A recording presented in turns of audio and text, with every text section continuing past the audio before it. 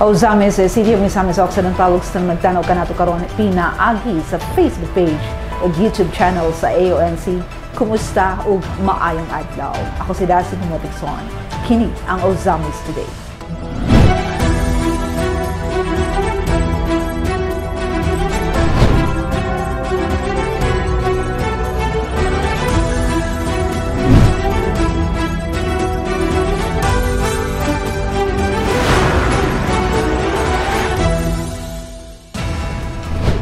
Sa ito ang mga headlines.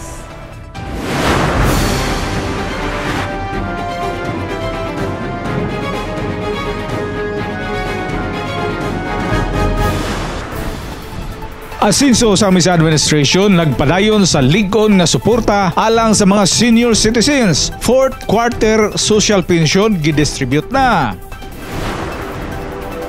Mayor Indy ug Asinso Osamis Administration may paabot sa suporta sa napahawang mga pamilya sa pribadong luti sa Katadman, Manabay. BFP maglunsad sa bagong Fire Safety Inspection System sa Osamis City. Duha ka adlaw nga libreng X-ray services gidugok sa mga empleyado sa Osamis City Hall. Pangleby Bridge nakatabang sa pagpalambo sa turismo sa Misamis Occidental. Sumala pa ni Governor Waminal. Weekly clean-up drives sa mga spaghetti wires nagpadayon. Tungod sa free hospitalization program, matag pamilya sa Dakbayan dili na magproblema sa pagpangita og ibayad sa hospital bills. Ilabi na kadtong way igong pundo alang sa medikal nga emerhensya.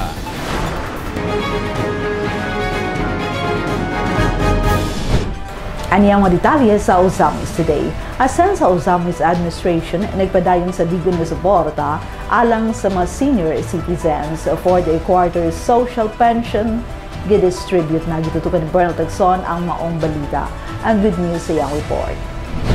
Ang Administrasyong Asinso Osamis ubos sa liderato ni Mayor Attorney Henry Indy Puentes Waminal Jr. uban sa suporta ni Congressman Sanso Fernando Ando Puentes Waminal o Governor Attorney Henry S. Waminal nagpadayon sa pagsuporta alang sa kaayuhan sa mga senior citizens. Nobyembre 27, 2024, gipahigayon sa lokal nga pangagamhanan ang pagpang-apod-apod sa ikaapat nga kwarter sa social pension para sa mga barangay sa Dakbayan. Lakip na niini ang Barangay Maningkol, Doña Consuelo, San Antonio, Gango, Embargo, Labo, Bulikay, Karangan, Bacolod, Bañadero ug Barangay Laman. Pasalamat ko sa atong mayor si Indy.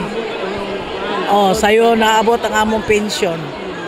Daghan salamat. Sa pagpanguna ni Osamis City Vice Mayor Simplicia Bibiniri nga nagrepresentar ni Mayor Indy Waminal uban sa mga sakop sa konseho, mga opisyalis sa barangay ug staff gikan sa Department of Social Welfare and Development kon DSWD Northern Mindanao ug City Social Welfare and Development Office kon CSWD nagtinabangay aron masiguro ang hapsay nga proseso sa paghatag sa senior citizen pension. Kahibaluan ang maong programa kabahin sa dakong pagpaningkamot ni Presidente Ferdinand Bongbong Marcos Jr. nga kanunay nagsuporta sa mga indigent nga senior citizens sa Dakbayan ilabi na kadtong walay regular ug igong kinitaan. Gipahayag usab ni Vice Mayor Neri ang lig-on nga commitment sa Asinso Osamis Administration ug pasalamat sa suporta sa nasyonal nga panggobyerno din sumala pa niya. Kining maong programa gimugna sa atong halangdon nga presidente ug inguman gisuportahan sa iyang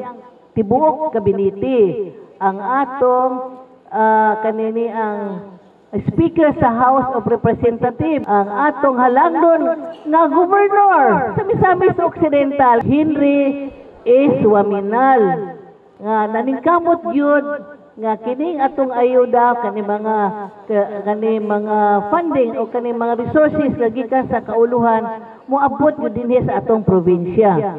Ubos usab sa pagpaluap no sa atong pinalangga og wapito nga congressman sa 2nd district si Congressman Ando Waminal ug labaw sa tanan ang atong pinalangga nga mayor sa Usamis. Ang programa nagparayon ngadto sa Nobyembre 28, 2024 didto sa 1,570 ka mga senior citizens gikan sa Barangay Sinosa, Labinay, Diguan, Manaka, Tabid, Litapan, Dimaluna, Balintawak, Kabinti, Bungbong ug Pulot, Usamis City ang nakadawat usab sa ilang ika-upat nga quarter social pension. Ang mga benepisyaryo mipadayag sa ilang pagpasalamat kang Presidente Marcos, House Speaker Ferdinand Martin Romualdez og mga lokal nga mga opisyal alang sa tukmang pag-release sa ilang pensyon nga nasaktong panahon usab alang sa kasaulugan sa Pasko. Dako po salamat sa siya Asenso. Nagpasalamat ko sa tanang grupo dinhi sa Asenso Usamis. Si Executive Assistant to the City Mayor for Barangay Affairs, Jan Docdor, mipahayag usab sa pasalig sa syudad alang sa pag-atiman sa mga senior citizens. Diin sumala pa niya, bulahan mo nga napili ana tungod sa panagiusa sa atong executive branch, tungod sa panagiusa sa executive o ang legislative, no, kang mayor o sa mga city council, dali nato mabuhat ang angay buhaton sa atong mga leaders. Dali nato mapaabot ang mga tabang nga moabot nato. Sa katapusang adlaw sa pag-apod-apod sa social pensions, adlaw Biyernes, Nobyembre 29, 2024, mao ang mga senior citizens nga nagagikan sa Barangay Gala, Kinuman Norte, Kugon, Kinuman Sur, Bagakay, Trigos, Montol, Gingguna o Gimat. Diin malipayong gitagbo sama nila ni Lulo Benjamin o ni Lulo Rafael nga taga Barangay Gala o Gingguna. Diin saysay pa nila. Ako pasalamat sa team sa Asenso o sa mga taga-DSWD. Wala na suporta sa atong maintenance, sa atong kinabuhi. Maintenance. Sa nga kinalabuan sa lungsod. Ay maintenance. Sobra nga. Kuha nagyapon. Soda nagyapon. Magyapon.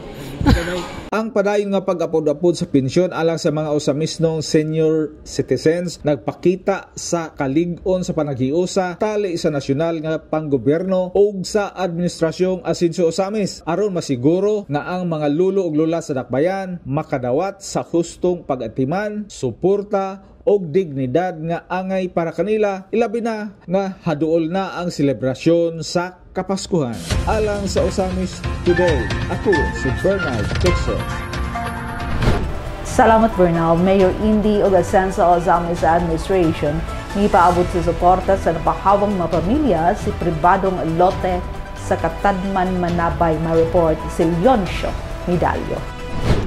Gihatagan og dakong suporta ni Mayor Attorney Henry Indy Waminal Jr. og sa Asenso Usamis Administration ang 14 ka mga pamilyang napahawa gikan sa usa ka pribadong lote sa Barangay Katadman Manabay. Matud pa ni Executive Secretary to the Office of the City Mayor for Barangay Affairs Jan Docdor na ni Anton tuig 2023 pa lamang gipahibalo na ang mga residente nga kinahanglan silang mubiya sa lote nga ilang gipuy-an. Huwag yun nadumduman sa Kapitan Paculinio, ato din naisigutan na, di ba? Anas 2023, siguro to?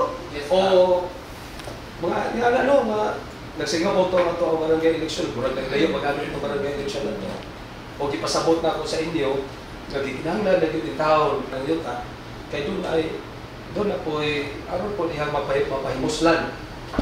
Imagino ni mo ako kaya siyang tax sa yuta, yun yan na may muslim. Gipasabot ni Doktor nga gihatagan og igo nga panahon ang mga pamilya aron makaandam alang sa ilang pagbalin og usab ang tag-iya sa lote nagpakita og konsiderasyon og naghatag og dugang panahon sa mga residente aron masiguro nga andam sila sa paghawa sa maong lugar. Sa maong proseso gidayeg ni Doktor ang kooperasyon sa mga pamilya diin sa punto nga manduan na sa paghawa sila na mismo ang mitangtang sa ilang mga istruktura. Kamo mismo voluntary yun inyong biyaan, itangtang ng inyong mga structures o diyan kapita, nalipay mayor, na wala yun wata ni resort o suhay o kapala, nagka-problema na noong tatanan. No, at least sa inyo pala, makita na ninyo yung suporta sa Asenso. Si Konsyal Saulo Salvador, chairperson sa Committee on Infrastructure and Development sa Konsiyo, mipahayag usab sa iyang pagdaig sa mga pamilya tungod sa wala paghatag og labad sa ulo ngadto sa LGU Osamis. Pinaagi sa pag-cooperate og pagsabot sa sitwasyon nga ang lote gipanag-iya sa usa ka private owner. Salamat in behalf sa local government unit headed by Mayor Attorney Indy Waminal nga wala gyud tagai inyong laban ang LGU pagpanghawa ninyo diha, pagpamalhin ninyo diha.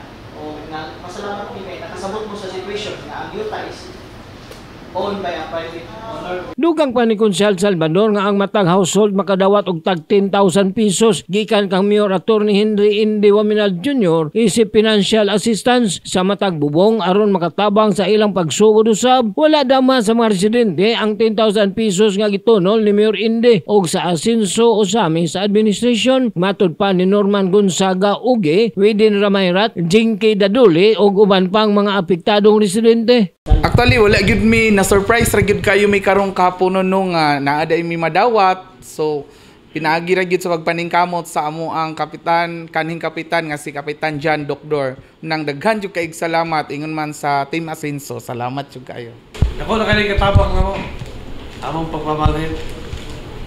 Mga salamat. Pasalamatan kay ko kang Kap John, salamat kay Kap kay Papumi expect gid ani dako kay ni katabang sa amoa dayon kang Mayor Indy Waminal. Salamat kaayo Mayor. Ang paspas nga aksyon og malumo nga suporta ni Mayor Indy og sa Asenso Osamis administration nagpakita sa ilang kadasig sa pag-atiman sa katawang Osamis nun nga nagsiguro sa mas maayong kaugmaon alang sa padayong pag-asenso. Alang sa Osamis Today, ako si Leoncio Medalyo. Salamat Leon siya BFP maglusa sa bagong fire safety inspection system sa Osamis City. Aniya ang detalye.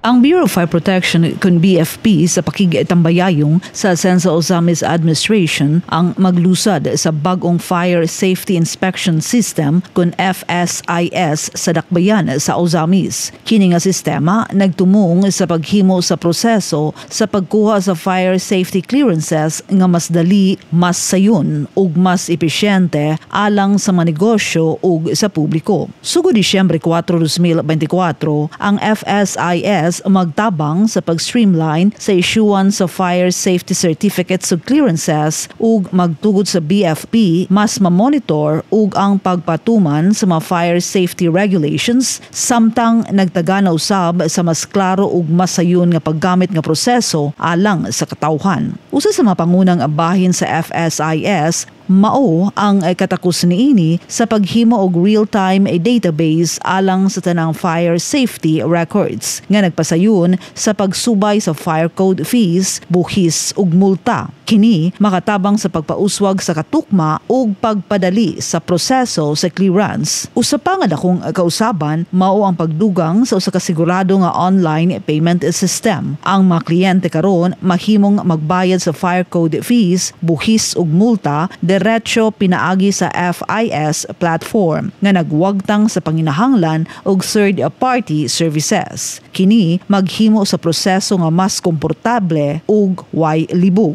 Dugang pa, kung usa ka fire safety clearance aprubahan na, dali na nga ma-download sa mga kliyente ang ilang mga certificates pinaagi sa online portal nga magpadasig sa turnaround time para sa mga negosyo ug individual nga nagkinahanglan sa ilang mga clearance. Ang paglusa sa FSIS usa ka lakang padulong sa pagpauswag sa fire safety management sa Osamis City aron ma-modernize ang mga serbisyo sa BFP ug mapahapsay ang mga proseso sa fire safety aron mahimong mas epesyente ug mas dali nga ma-access. Kini maghatag og benepisyo sa publiko ug mga negosyo pinaagi sa pagpasayon ug pagpadasig sa fire safety compliance. Duha ka adlaw nga libreng X-ray services gidugok sa mga empleyado sa Osamis City Hall. Ibalik alang sa mga detalye si Bernard Exor.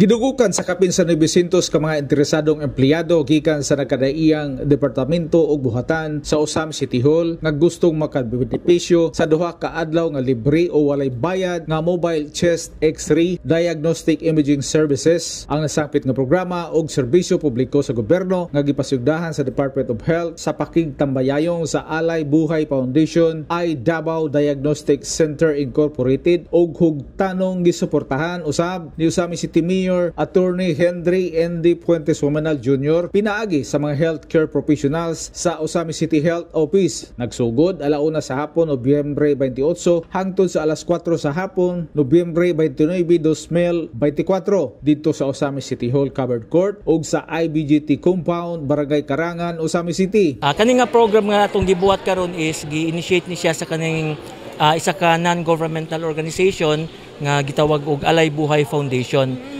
This is in coordination with the Department of Health ug sa City Health Office nga ilagibuhat diri with the approval no sa ato ang pinanggang mayor nga aron nga ilang mga services is mapahatag no ma-deliver sa mga Usamisnons. Ang digital mobile X-ray services nga napahimuslan sa kapin sa 900 ka mga empleyado sa City Hall ug pribadong individuals nga gilusad sa Department of Health ug Alay Buhay Foundation mao'y kabahin sa nationwide tuberculosis control strategy sa DOH nga gi-recommend usab sa World Health Organization. Ang programa nagtinguha nga makontrolar ug mapakgang ang sakit nga tuberculosis kung TB ug siguro nga ang matag Pilipino sa tibuok nasod adunay access sa dikalidad pero libre nga primary healthcare services. Libre ra gyud tanan ang X-ray nato karon. Isa mo ba makakuan pwede maka-benefit ani? Ang ato karong priority ang ato ang mga employees sa LGU. Pero kung naay gusto nga mo avail nga gawa sa ato ang employees pwede ra gihapon. Kanimanggong gitawag na tug sakit nga ma-identify no primarily sa kaning atong X-ray is kaning gitawag na tug tuberculosis. Sa atong naibaw-an daghan yung mga katawhan no naa na gyud aning kagaw nga gitawag na tug tubercle bacilli sa ato ang lawas. Dayon wala lang ta nakabalo nga naa na dayta ani dayon nga posible na dayta makatakod. So mao nang importante gyud kaayo nga ma-identify nato as early as now kay aron pud nga makadawat pud tagtambal as early as now aron nga matambalan ta aron nga dili pud ta makatakod sa early treatment pud ta. Gidugang na Mr. Go nga supportive kaayo si Mayor Indy niini nga programa gumikan kay dako kay kining ikatabang nga mas mapauswag pa og magbalampuson ang comprehensive healthcare program nga maoy top priority sa Asinso Osamis Administration para sa mga Usamisnon. Ang atagaan natong serbisyo ang katong mga Usamisnons lang gyud no. Usamisnons kay aron nga sa ingon nga atong ma-assess no ang health condition sa matag isa kay ang kabaluta nga ang Asenso Administration dili lamang sa ginagbay nga pamaagi apan sa kanitubukan o gilabi na sa atong health condition no nga matag Usamisnon healthy good. Gawas nga libre ang digital X-ray services pas usab kini og accurate ang resulta niini nga gidumala sa mga espesyalistang healthcare professionals matud pa ni National Tuberculosis Program Coordinator Miss Alma Gudoy Sirot. Naatay doctors katong sa Radtech sila mo ay mo reading sa mga results. Digital man makita na nila. Dali ra gyud siya. Tungod diin nga programa makasinati ang mga Usamisnon sa labing komportable nga serbisyo sa panglawas gamit ang state-of-the-art diagnostic X-ray machines nga dili na kinahanglan nga mogasto pa og dako ug mobiyahe pa tungod kay gidala naman sa DOH ngadto sa matag lokalidad ang mga kahimanan. 2 days ta ani sir. Nagsugod ta karong adlaw ug ugmang adlaw at tibok adlaw man ta sa morning adto ta sa IBGT sa alas 8 hangtod alas 12 sa buntag dayon balik ta diri sa cover court mga alauna hangtod alas 4. Pila expected na to nga mga empleyado magka-benefit? Wala man naglimit sir. kadtog yung gusto nga magpa-X-ray, makita gyud to siya tanan.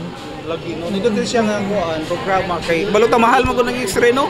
Siguro karon pila na kang X-ray karon sa private. Ang pinaka barato is 250. Pero kasagaran mga 300 to mga 350. Hindi sa kanang kuan. Depende. Actually kaning programa karon sir is intended yun tani sa mga LGU employees. So mao nang among gipanawagan no sa mga LGU employees nga kung wala ta na X-ray 6 months ago is magpa-X-ray ta rumasuta nato no ato ang health condition kay napoy mga ubang katawhan manggod let's say mga empleyado pud nga gusto unta magpa-check up, gusto magpa-X-ray pero kanilaging usahay ma-short ta sa financially. So karon na gyud ang panahon no nga natay free nga X-ray nga gipahigayon sa ato ang Asenso Osamis in cooperation with the Department of Health ug kaning NGO nato nga Alay Buhay Foundation. Samtang sa laing bahin, nasayran usab gikan mismo ni Osamis City Health Officer Dr. Maria Florilin Irog-Irog nga miabot na sa atong probinsya sa Misamis Occidental ang bagong Pilipinas Mobile Clinics, ang mobile van nga gisaad sa Malacañang bag-ohay pa lamang. Kining moderno nga mobile primary healthcare facilities nga pwedeng magdala sa mga serbisyo medikal ngadto paduol sa mga komunidad, labi na ang mga layo ug hilit nga mga lugar nga kulang sa serbisyo. Ang bagong Pilipinas Mobile Clinics nga gi-inspirar sa Love for All program nga gipangaluhan ni First Lady Luis Araneta Marcos, nagtinguha nga maibanan ang mga kakulangon sa accessibility sa healthcare ug mapauswag usab niini ang mga resulta sa kahimsog sa panglangwas sa mga katawhan sa tibuok nasod. Alang sa Osamis Today, ako si Bernard Kutser. Sa Bernal, ang Panguil Bay Bridge ay nakatabang sa pagpalambo sa turismo sa Misamis Occidental sa malapan ni Governor Waminal si Glenn Ray Ruduna. Alang sa report.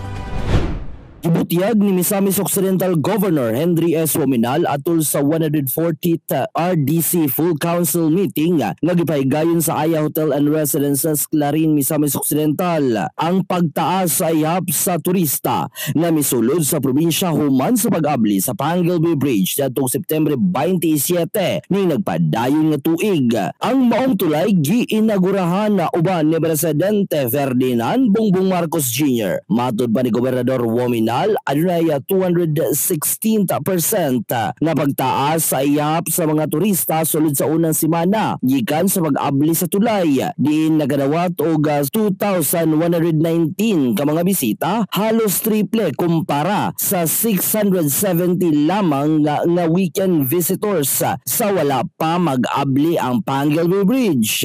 Ang tulay nagdugtong tali sa Misamis Occidental ug Lanao del Norte, nagdala og dakong kalambuan sa turismo ug ekonomiya sa duha ka mga probinsya ug rehiyon. Gipasalamatan ni Governor Waminal ang iyang mga kauban sa Regional Development Council kon RDC sa nasuporta ug kooperasyon alang sa maong proyekto. Daghang salamat sa iyong tabang sa pagpadayon sa maong mga inisyatibo alang sa kalambuan sa Misamis Occidental. Matud pa sa gobernador, ang Panguil Bay Bridge dili lamang usa ka infrastruktura, apan usa ka simbolo sa panagiusa og progreso alang sa tibuok rehiyon, nagdala og oportunidad alang sa negosyo ug turismo ug pagpalambo sa kinabuhi sa mga katawhan sa Misamis Occidental. Kahibaluan nga Misamis Occidental ang mi-host atol sa ika-140th Regional Development Council RDC 10 Full Council meeting, inubanan sa mga opisyal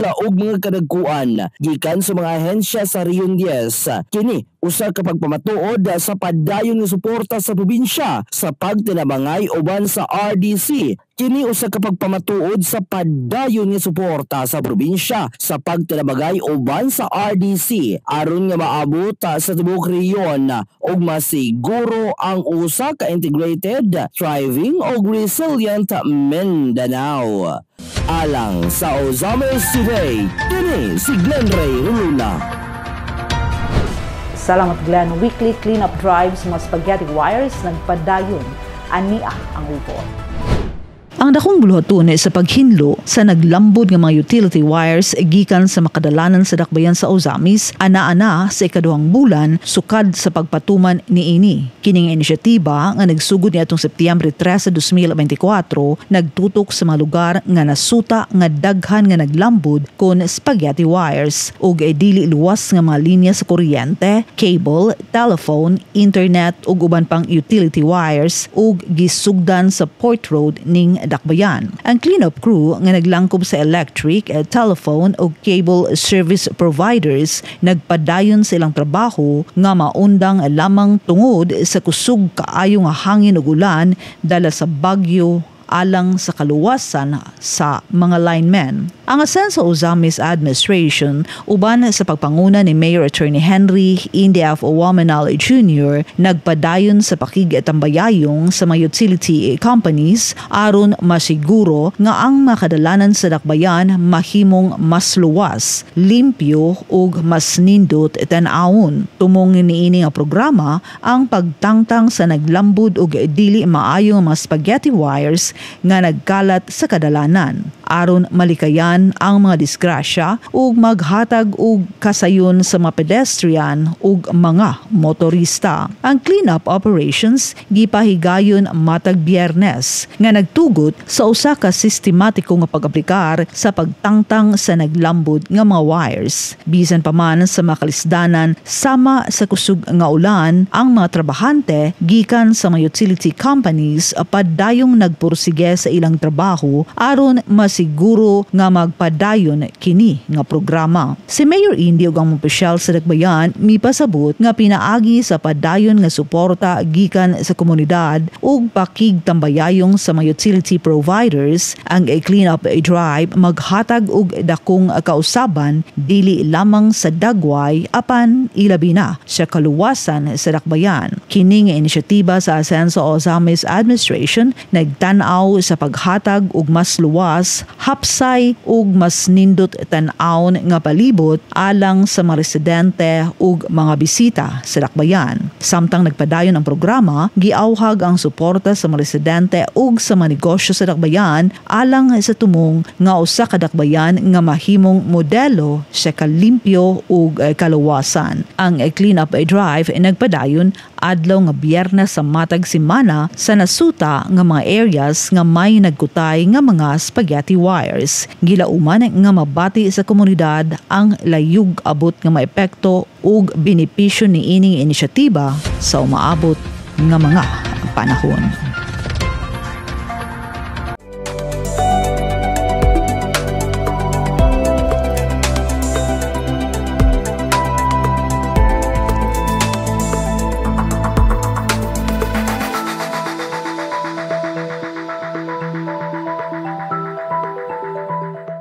Tungod sa free hospitalization program, matag pamilya sa dakbayan dili na magproblema sa pagpangitang ibayad sa hospital bills, ilabi na katong uway igong pundo alang sa medical nga emerhensya. Mary Ann Limapas alang sa mga detalye.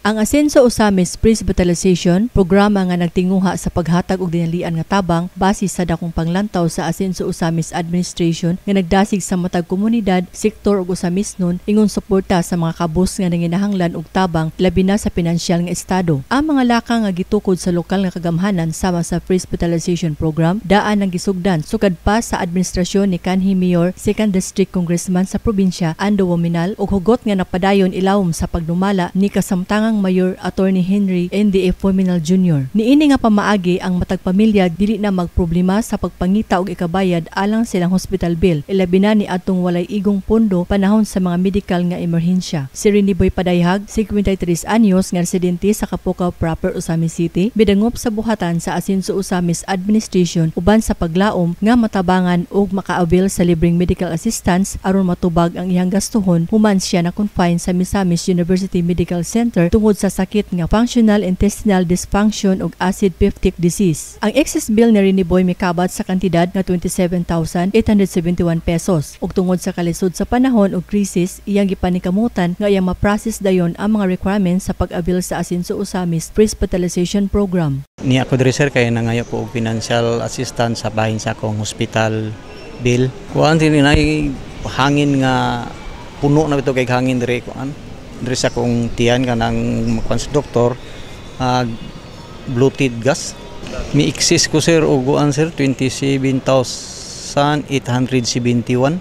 Saysay pa ni Rini Boy tungod sa maayong pag-atiman kaniya sa Tambalanan ug sa pipila ka adlaw nga pagpa-confine sa hospital na maayo na ang iyang pamati ug base sa espesyalista sa iyang sakit pwede na siya makagawas busa tungod kay wala siya igong pinansyal nga ikabayad sa iyang hospital bill nga 27,871 pesos dali og personal dayon niyang gilihok og gisumiti ang mga requirements aron sa pag-avail sa free medical assistance nga gimugna sa Team Asenso Osamis Administration ug sudod labang sa pipila ka oras niyang paghulat ug inubanan usab sa maayong pagtagad sa paspas nga serbisyo sa mga personahe sa Asenso Osamis team, wala nakawang ang iyang kahago kay zero balance ang iyang bayrodon sa iyang hospital bill. Kuan ko sir na si kaso nila dayon akong papel complete. Dayon kompleto mapud ako mga requirements manang naka-process ko. Dako kay kog pasalamat sa Asenso team nga sa ilang gihimo nga kining financial assistance para sa mga nanginahanglan. O kuan ganang kalipay na ko ang ilang gihimo nga programa na niyo ang amo lang pong silbi ka balos aning niya ang amo lang pong pagsuporta nila.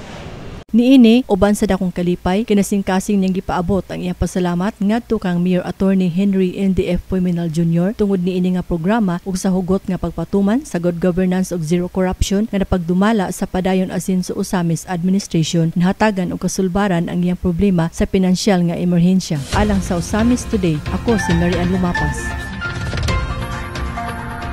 Salamataan ang Osamis rihatod kanato inyong serbisyo publiko sa Asenso Osamis News Channel ubos sa pagdumala sa Asenso Osamis Administration pinagi ni Mayor Attorney Henry India Wamanala Jr. Alang sa dugang impormasyon, please like our official Facebook pages kung Ando Waminal at Attorney India Waminal of Asenso Osamis News Channel. Please subscribe to the official AONC YouTube channel. Diin makita sa ninyong nakastream live from mga programa sa AONC. And yes, Osamis Today is also on replay sa DXHP FM 90.7 Bay Radio. Sa ngalan sa kinibukang AONC team, Leoncio Medallo, Bernal Pexon, at Donnie D. Sena Jun Purgatorio. Ares Carpio, Kim Tangaro Maknchul Mabinis, Mary Melody Reyes, Sancho Mecarante, Mary Ana Ilumapas, Xander Dalid, o si Glenn Ray Rolduna sa Misamis News Network. Ako, si Daisy Matikson. Daghang salamat. Padayon na Asenso Osamis. Asenso, Segundo Distrito. Asenso, Misamis Occidental.